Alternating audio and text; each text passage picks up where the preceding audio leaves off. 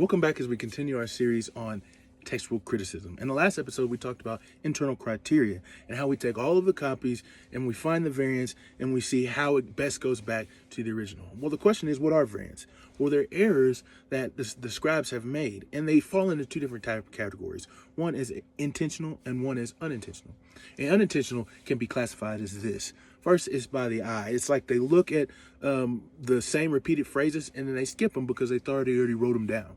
And then second is they might have spelling errors, things that they swap letters or something because it's normally how they're spelled. And then next, it's also they write down wrongly what they've heard. They may have said a word that sounds like another word, and so they wrote that other word down. The next is memory or anticipation error, where they look at a scripture and then they write down what they remembered about it rather than what it actually says. And then finally, they add marginal glosses, which are things in the columns to explain scripture, and they add it into the text.